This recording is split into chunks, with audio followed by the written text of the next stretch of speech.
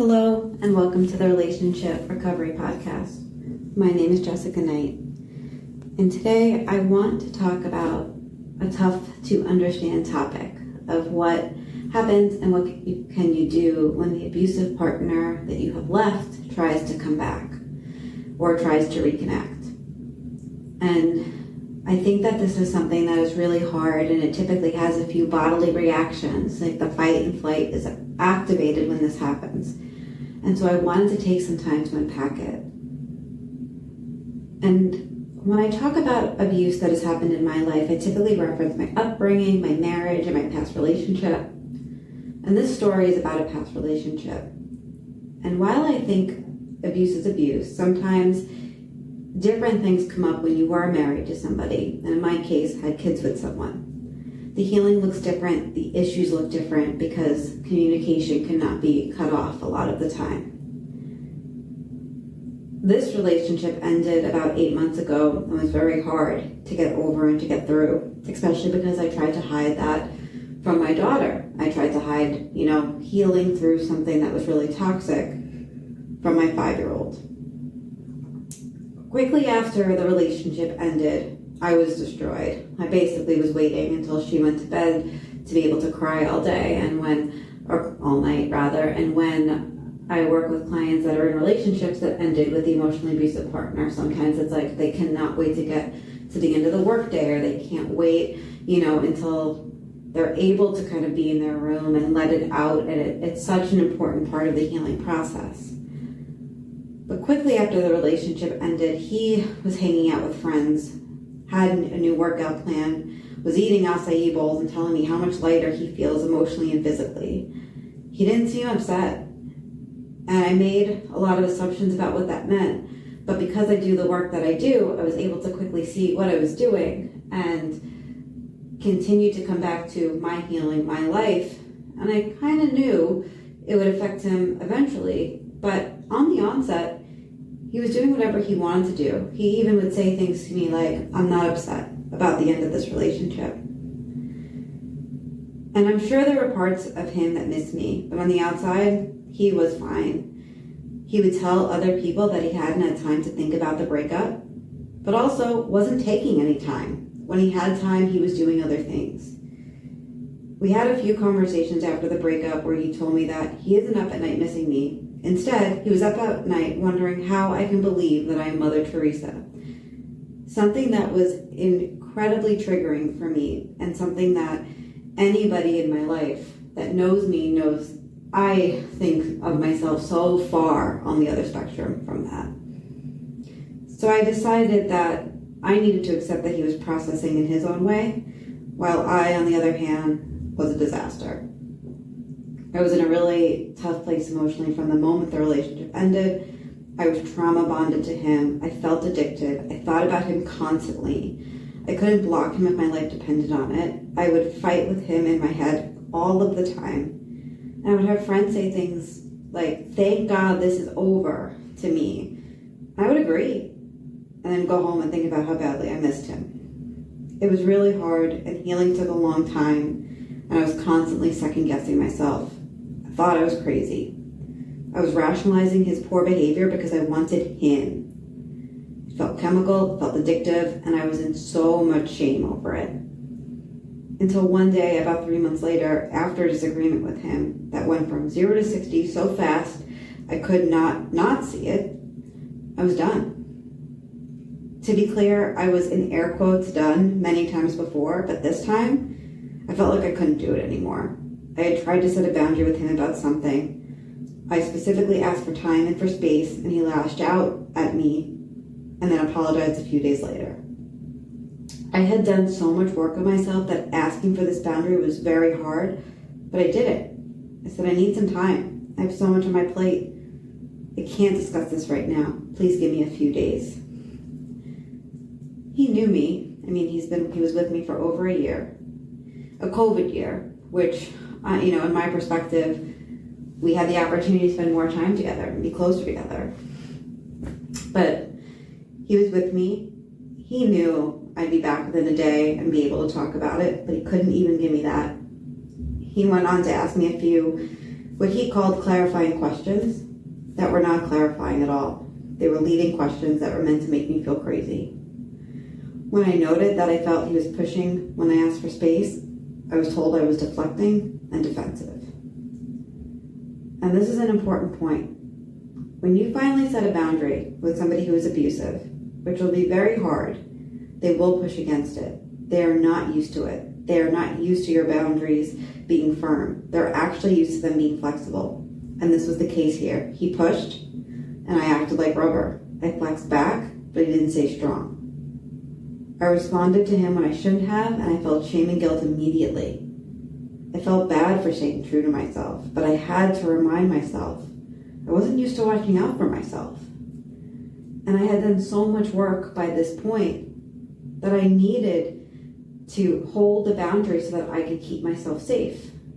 Safe emotionally, safe mentally, and to really show up the way that I worked so hard to get to.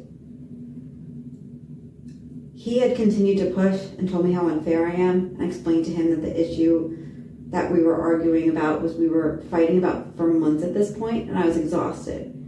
It wasn't this incident, it was all of the incidents combined that led me to the point of just being done. And he did not accept the answer, but for the first time, I did. When I say it took everything out of me to set this boundary, I mean it. I remember crying that night, knowing I needed to hold myself to it. But it didn't stop me from checking his WhatsApp status and seeing if he responded. A few days later, after he found a way to turn it around on me, I asked why he felt he could just ignore me and ignore the issue. And he told me he was doing too much work on himself. Hypocritical, right? Well, that was it. He reached out a month later on Christmas, and I was not happy about it at all. 3 months later, it was the week of my birthday, and I am not someone who likes my birthday. Long story short, I grew up in an abusive home where I wasn't celebrated or even seen. My birthday was a chore to everybody.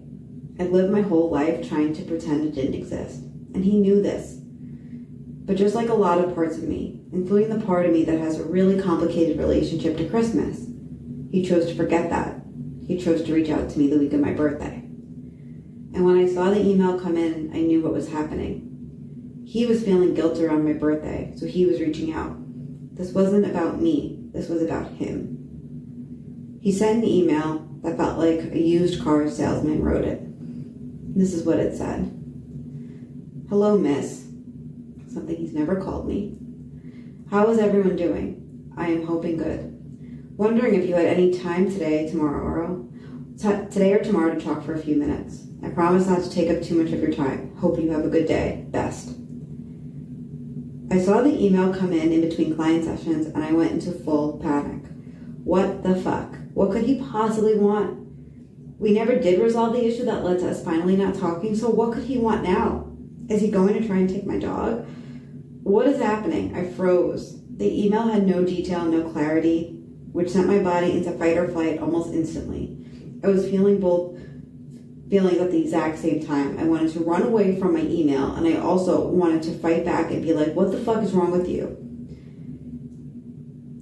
The mistake I made, though, was not allowing myself to actually process.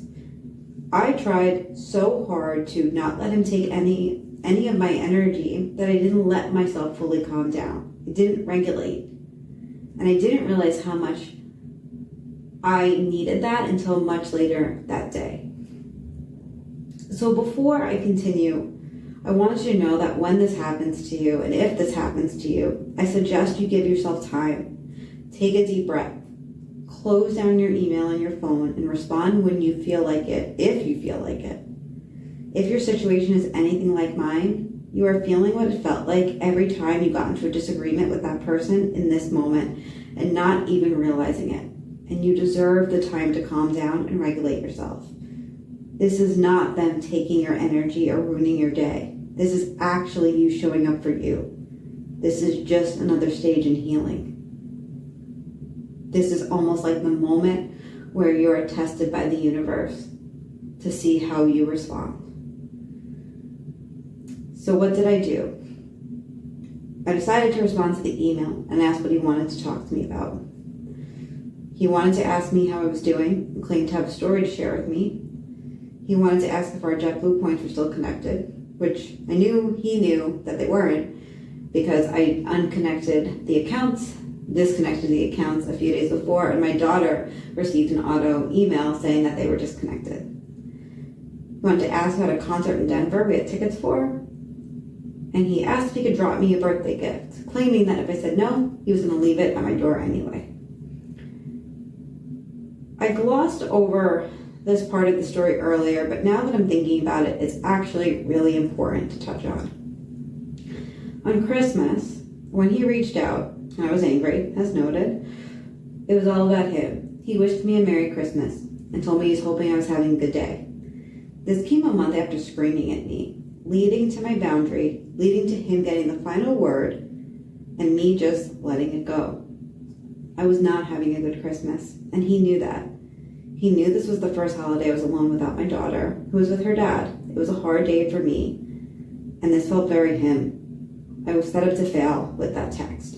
If I replied I was not having a good day and validated myself, he would have wondered why I couldn't just be happy and make the best of it, in his words. If I shoved how I set aside and said, Merry Christmas, I would have completely abandoned myself. Of course, I could have ignored it, which I wish I did, but I didn't. I responded that I was frustrated he sent a silly message when he knew I was suffering because I felt like I couldn't respond authentically. And he never responded. He sent me a video message the next day saying he can't show up for me or anyone. And I heard from somebody in his family that he was mad that I couldn't just pretend to be happy on Christmas. So him reaching out now, asking how I am 3 months later, after we finally hit no contact, after I was finally able to block him by phone, felt very selfish. And so I sat with his answer for a few hours, still activated, still trying to push away my feelings instead of allowing myself to process and regulate. But the overwhelming feeling inside was no. It was like my insides were screaming at me, no, don't let him back in. Don't go backwards. The no has never been this powerful before. I never thought I could be that powerful. I had to listen to it. I also couldn't imagine telling my coach, my friends, or even the guy I was dating that I wanted to hear him out. But more than that, I really couldn't imagine telling myself to do it. It was a feeling I didn't know I could feel. It was a feeling I used to daydream about feeling when I was in the deep depths of healing through this relationship. And now it was here. And I wasn't going to abandon myself, possibly for the first time ever. I messaged a friend, and he reminded me that everything this guy did was for him. So if I took that into context, I needed to see it and remember that anything he had to say would be to benefit him and not for me. So I messaged him back, basically saying, thanks for checking in. I don't feel like it would be in my best interest to see you or talk to you right now. I don't want the concert tickets. The airline points are yours. Please don't give me a birthday gift. That night, I was so anxious and ended up letting myself have a meltdown. I felt like this was the last step in my healing, almost a test, and I learned a lot. I learned that I can hold my boundaries. I learned that I can be there for myself. And I learned that I am allowed to take the space if I need to and should when I want and need to regulate. 2 days later, he left the gifts in the vestibule in my apartment. I didn't reach out. 2 weeks after that, I left my apartment to walk my dog at 7:30 a.m. with my daughter to see everything of mine left in my vestibule. He took everything that he had of mine in his apartment, including gifts, stocking stuffers, cleaning supplies I had given him or left there, and silly gifts that I've given him along the way, and left it in IKEA bags in my apartment. I had asked him to throw my stuff out because I took what I wanted 8 months ago. I never wanted to see this stuff again. It was just all there in bags that looked like trash with my name on it. I didn't want to contact him, so I reached out to his mom, who has checked in with me a few times since the breakup, and who I do really care about and wish I could keep closer contact with. I told her I was very angry and disappointed and didn't know what he was thinking. She understood, but once I got out my disappointment, I realized that I was barking up the wrong tree. I was mad. I was so mad. I felt like my privacy was violated. So I emailed him and told him it was inappropriate, and that opened the floodgates. When he responded a few days later, he told me he was not reading my email, which was in reply to my email, by the way. His reasoning? He has come too far in his healing. But then he lashed out, claiming I was suggesting he had bad intentions, telling me he missed me and hurt when I didn't want to talk to him 2 weeks before, and telling me how inappropriate I was for messaging his mom, someone who he previously encouraged me to have a relationship with. In other words, he didn't respect my feelings when I needed space. He also claimed to not read a message that he then responded to. He was mad because now he wanted something, and my wall was up, and he was focused on his perception, his intentions, not how I felt or even the words that I said. His intentions did not matter. I didn't care at all about what he intended. If you didn't intend to set your house on fire and it sets on fire, it's still on fire. There's still an action that caused a result. It's not on fire anymore because you didn't mean to set it on fire. The house is still on fire. Just because someone doesn't intend to hurt you, but you express the hurt or displeasure, doesn't mean the hurt just goes away. I chose not to bite the bullet. I didn't defend myself, and what came was more blame on me, claiming I was the abusive one, screenshotting a caption of my own Instagram account, telling me how much stuff he did to work on himself and all the apologies I'll never get. And when I blocked him, he emailed me from another email address. So how do I see that? He was upset because he was hurt and just did not know how to express that to himself. He still did not see the consequences of his own actions. He found ways to blame me in every email that he sent.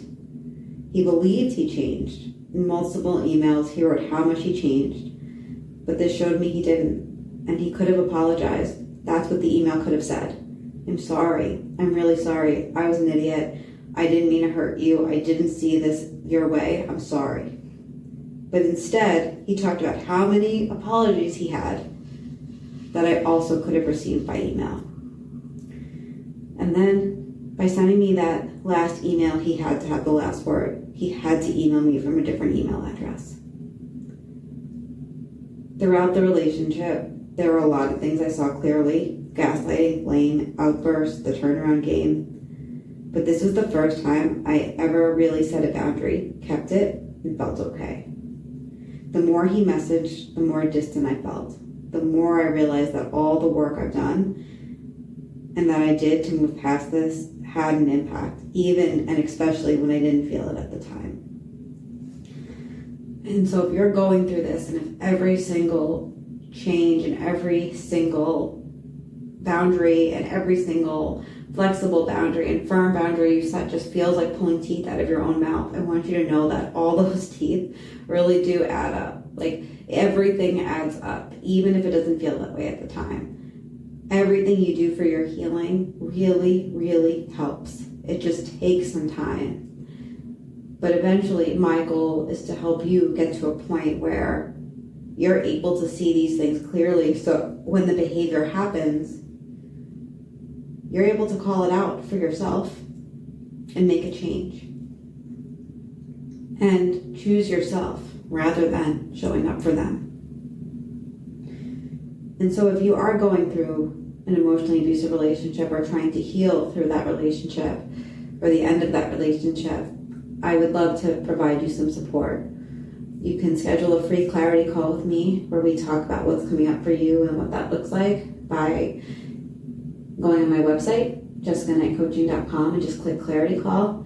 You can select a time there, but if those times don't work for you, you can always feel free just to send me an email and I'll see what else I have open. You also can follow me on Instagram at Emotional Abuse Coach, as well as Jessica Knight Coaching. And you can email me, jessica@jessicaknightcoaching.com. The purpose of me sharing parts of my story is so that you can see yourself in my story in the same way that I saw myself through reading other people's accounts. And also, so you know that I get it and I get what it feels like. And sometimes all you need to hear is that somebody else went through exactly what you did. I will see you next week.